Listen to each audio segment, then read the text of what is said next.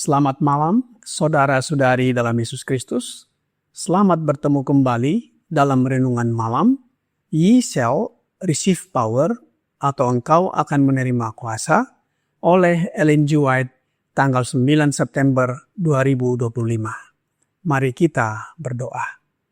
Bapa kami yang di sorga, Allah pencipta langit dan bumi, laut dan segala isinya, satu-satunya Allah yang benar, yang kami sembah selalu melalui anak-Mu, Yesus Kristus. Kami bersyukur dan berterima kasih atas penyertaan dan perlindungan Bapa sepanjang hari dalam setiap aktivitas maupun pekerjaan kami. Pada saat ini, kami siap mendengarkan firman-Mu. Mohon karuniakan Roh Yesus Kristus dalam hati kami, sehingga dapat mengerti firman-Mu dan menghidupkannya dalam kehidupan kami sehari-hari. Besertalah dengan kami sepanjang malam ini, ya Bapa. Kami persembahkan doa ini di dalam nama Yesus yang adalah Tuhan dan Juru Selamat kami. Amin. Renungan malam ini akan dibacakan oleh Saudari Abigail Silitonga. Kepada Saudari Abigail, kami persilahkan. Terima kasih. Renungan kita pada malam ini tanggal 9 September 2025 berjudul Samuel. Ayat inti kita terdapat dalam 1 Samuel 3 ayat 19 dan 20. Dan Samuel semakin besar dan Tuhan menyertai dia dan tidak ada satupun dari firman-Nya itu yang dibiarkannya gugur. Maka tahulah seluruh Israel dari Dan sampai Beersheba bahwa kepada Samuel telah dipercayakan jabatan Nabi Tuhan. Selama bertahun-tahun, sejak Tuhan bersama kali menyatakan dirinya kepada putra Hana, panggilan Samuel untuk jabatan kenabian telah diakui oleh seluruh bangsa. Dengan setia menyampaikan peringatan ilahi kepada keluarga Eli, meskipun tugas itu menyakitkan dan berat, Samuel telah membuktikan kesetiaannya sebagai utusan Yehova. Dan Tuhan menyertai dia, dan tidak ada satupun firman-Nya yang gugur. Dan seluruh Israel dari Dan sampai Beersheba tahu bahwa Samuel telah ditetapkan menjadi nabi Tuhan. Bangsa Israel sebagai suatu bangsa masih terus berada dalam keadaan tidak beragama dan menyembah berhala. Dan sebagai hukuman, mereka tetap tunduk kepada orang Filistin.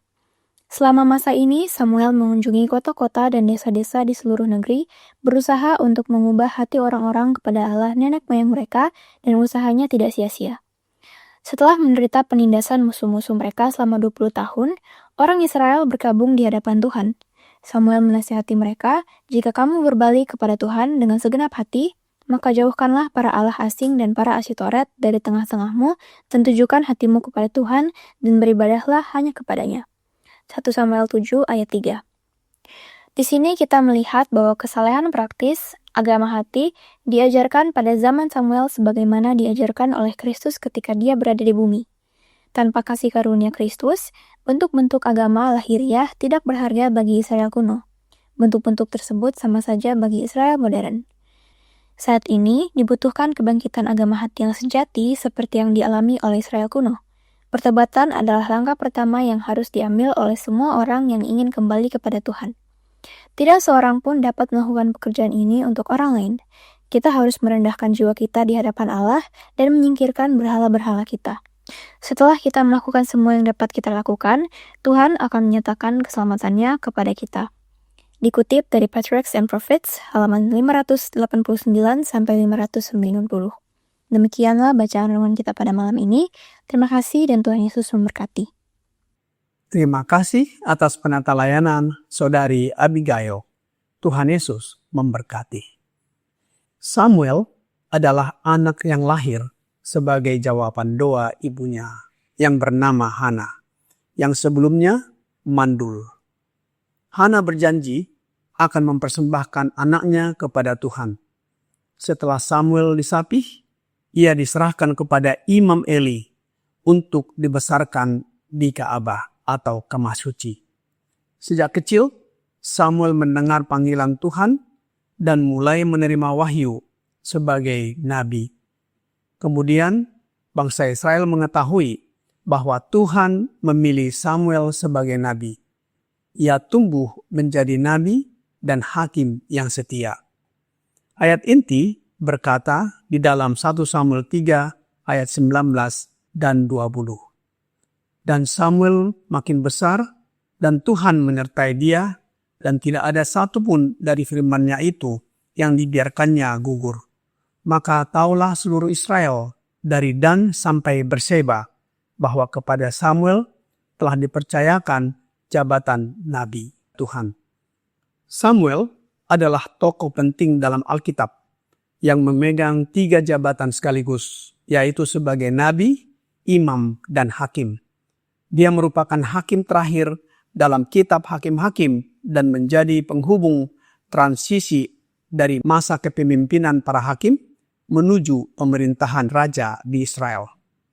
Dalam melaksanakan perannya sebagai seorang nabi, Samuel menyampaikan peringatan kepada keluarga Imam Eli.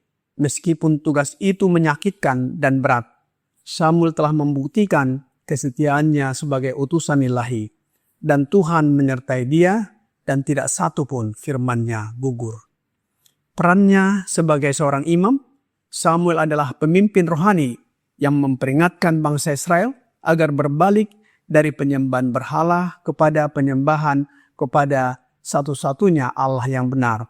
Dan sebagai seorang hakim, Samuel adalah pemimpin politik dan pengadilan yang menghakimi dengan adil dan bijaksana.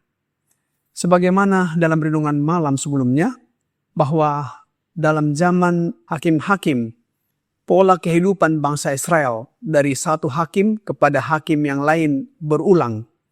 Israel melakukan dosa kepada Tuhan, yaitu menyembah berhala, sehingga Tuhan membiarkan mereka ditindas oleh bangsa lain. Dan pada akhirnya mereka berseru kepada Tuhan, berbalik atau bertobat dari dosa dan pelanggaran mereka, sehingga Tuhan mengirimkan seorang hakim untuk membebaskan mereka. Oleh sebab itu, Samuel di dalam 1 Samuel pasal 3-7 memimpin bangsa Israel untuk membebaskan mereka dari penindasan bangsa Filistin. Kemudian, Samuel menyerukan agar mereka ataupun orang Israel berbalik kepada Tuhan dengan segenap hati. Di dalam 1 Samuel 7 ayat 3 berkata, "Lalu berkatalah Samuel kepada seluruh kaum Israel demikian, jika kamu berbalik kepada Tuhan dengan segenap hati, maka jauhkanlah para Allah asing dan para Asitoret dari tengah-tengahmu dan tujukan hatimu kepada Tuhan. Dan beribadalah hanya kepadanya, maka ia akan melepaskan kamu dari tangan orang Filistin." Samuel memimpin pengakuan dosa dan doa di Mizpah. Tuhan kemudian mengalahkan Filistin dengan gempa dan panik, membebaskan Israel. Tentang ayat ini, Roh Nubuat di dalam buku Patriarchs and Prophets, halaman 590, paragraf 3, berkata, "Dengan kerjasama para kepala suku, sebuah perkumpulan besar berkumpul di Mizpah. Di sana sebuah puasa hikmat diadakan. Dengan penuh kerendahan hati, bangsa itu mengakui dosa-dosa mereka. Dan sebagai bukti tekad mereka untuk menaati instruksi yang telah mereka dengar, mereka memberikan wewenang hakim kepada Samuel." Samuel memimpin pengakuan dosa dan doa di Mizpah. Dalam 1 Samuel 7 ayat 8-12 dikatakan bahwa ketika Samuel sedang mempersembahkan seekor domba sebagai korban bakaran, orang Filistin mendekat untuk berperang. Kemudian Tuhan yang telah turun ke Sinai di tengah api, asap dan guntur, yang telah membelah Laut Merah dan membuka jalan melalui Sungai Yordan bagi bangsa Israel, kembali menyatakan kuasanya. Badai dahsyat menerjang pasukan yang maju dan tanah dipenuhi mayat para pejuang yang perkasa. Bangsa Israel berdiri dalam keheningan yang takjub, gemetar karena harapan dan ketakutan. Ketika mereka menyaksikan pembantaian musuh-musuh mereka, mereka tahu bahwa Allah telah menerima pertobatan mereka. Bangsa Israel bebas dari penindasan bangsa Filistin setelah mereka bertobat menyembah Allah satu-satunya yang benar. Agar peristiwa itu tak terlupakan, maka di dalam 1 Samuel 7 ayat 12 berkata, "Kemudian Samuel mengambil sebuah batu dan mendirikannya antara Mispa dan Yesana. Ia menamai Ebenhazer. Katanya, sampai di sini Tuhan menolong kita." Ini adalah satu tugu peringatan yang dibuat untuk bangsa Israel mengingat akan kuasa Tuhan membebaskan mereka. Bangsa Israel akhirnya bebas dari penindasan bangsa Filistin. Selanjutnya di dalam 1 Samuel 7 ayat 13 sampai 15 berkata, "Demikianlah orang Filistin itu ditundukkan dan tidak lagi memasuki daerah Israel. Tangan Tuhan melawan orang Filistin seumur hidup Samuel. Dan kota-kota yang diambil orang Filistin daripada Israel kembali pula kepada Israel. Mulai dari Ekron sampai Gad. Dan orang Israel merebut daerah sekitarnya dari tangan orang Filistin. Antara orang Israel dan orang Amori ada damai. Samuel memerintah sebagai hakim atas orang Israel seumur hidupnya." Renungan malam, Ye Shall Receive Power, halaman 261, paragraf 5 berkata, "Saat ini dibutuhkan kebangkitan agama hati yang sejati, seperti yang dialami oleh Israel kuno. Pertobatan adalah langkah pertama yang harus diambil oleh semua orang yang ingin kembali kepada Tuhan. Tidak seorang pun dapat melakukan pekerjaan ini untuk orang lain. Kita harus merendahkan jiwa kita di hadapan Allah dan menyingkirkan berhala-berhala kita. Setelah kita melakukan semua yang dapat kita lakukan, Tuhan akan menyatakan keselamatannya kepada kita."